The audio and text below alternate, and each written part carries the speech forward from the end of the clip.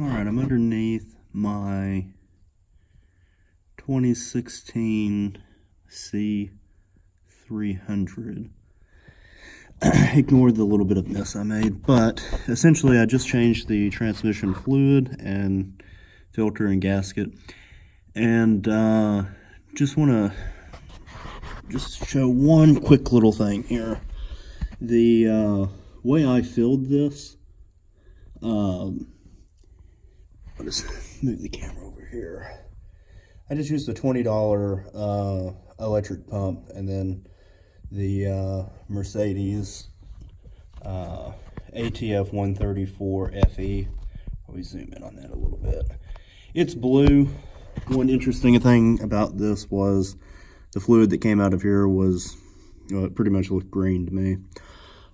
Maybe that was just over the, I don't know, the wear, and maybe a little bit of metal debris and stuff makes it look green, but it looked green.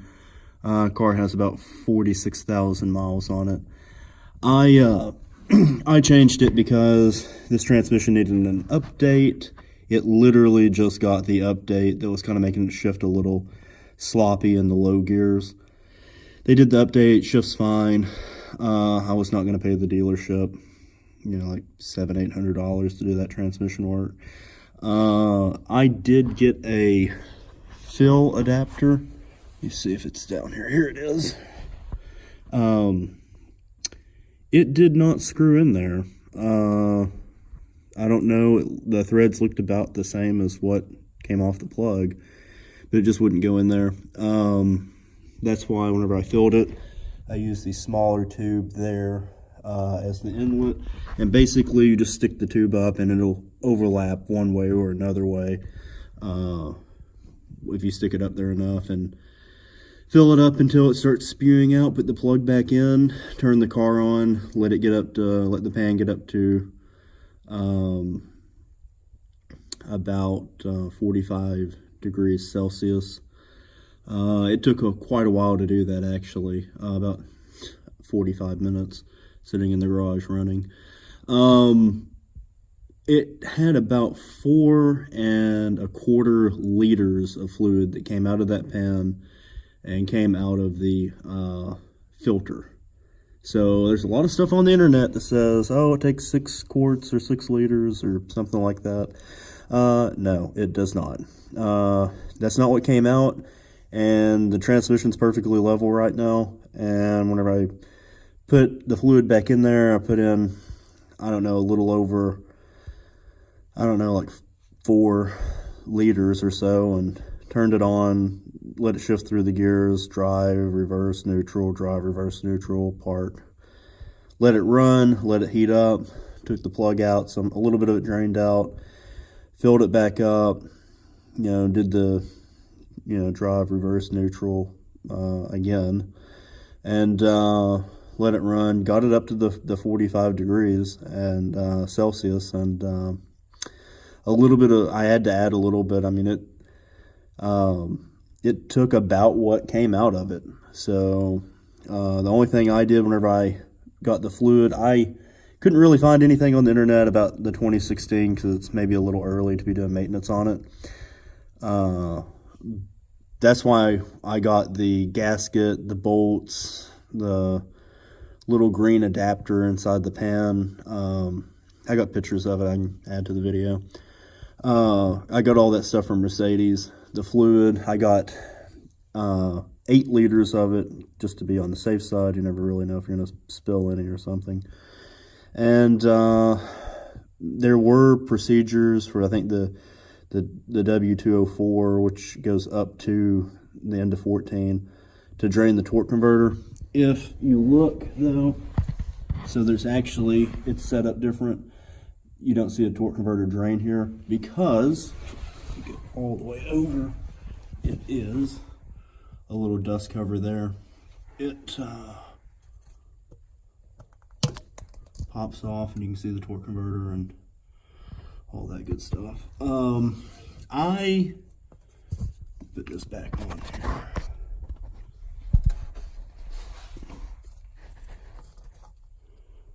I did not do the torque converter, and there's a reason.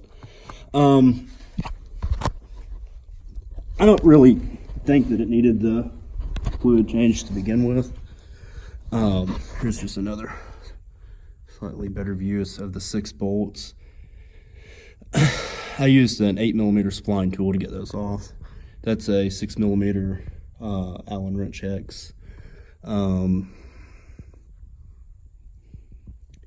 got little clips here. I think one right there, one right there. They just pop off with the clips just come down with a flathead screwdriver. But I was saying, I don't think it really needed the fluid change just yet. According to the maintenance procedure, it's supposed to be 60,000 miles.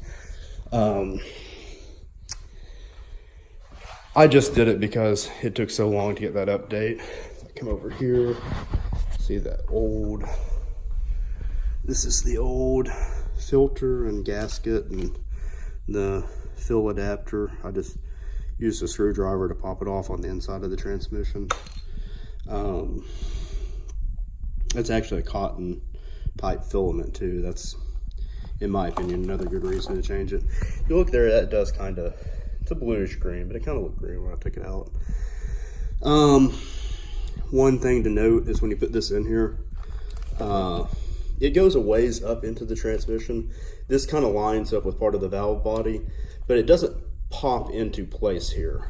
It only pops into place here, so it kind of tilts down a little bit. When you put the pan on, the way the pan is arranged with those little notches, it lines back up.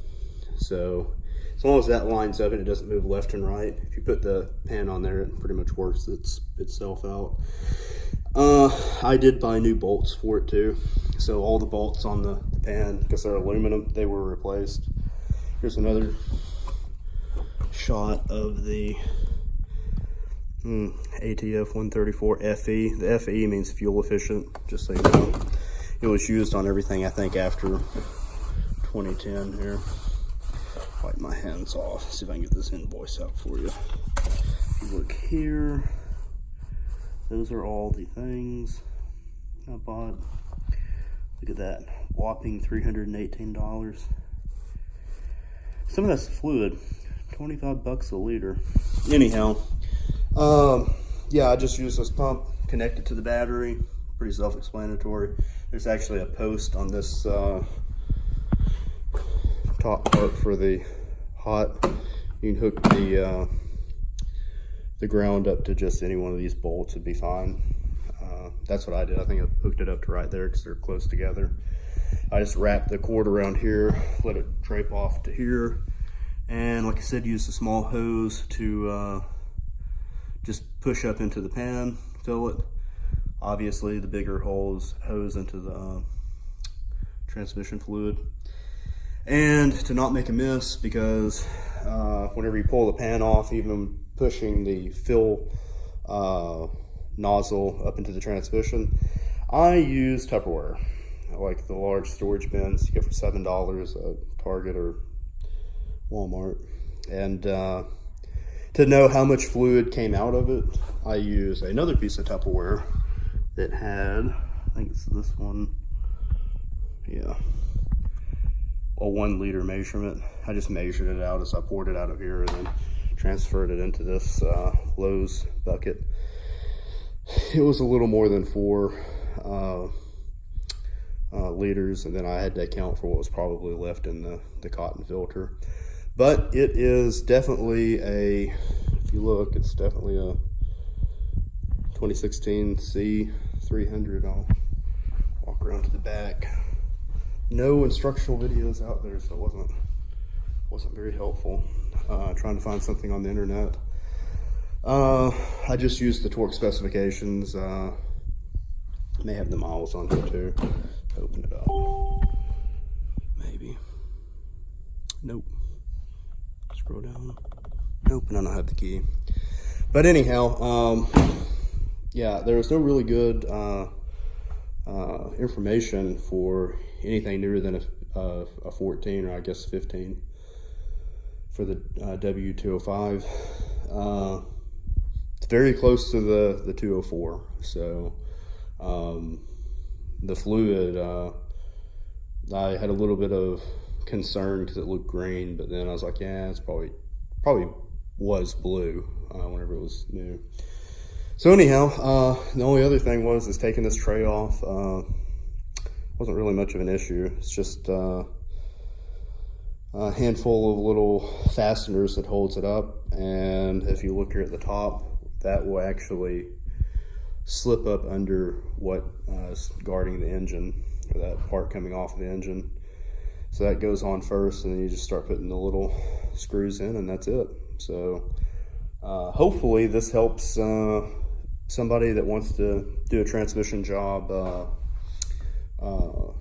on their own and not pay the dealer a whole bunch of money. You could probably get the filter and stuff from Pelican Parts, because it looks like the same thing off the W204. You get the filter and the gasket from them, and then if you wanted to, you could get the fluid from like Shell or Mobil 1. I think Mobil 1 does have the 134 FE, and I think Shell has it too. That was the Tupperware I used to let it kind of drain back out. That's new fluid actually, about a ½ inch in there.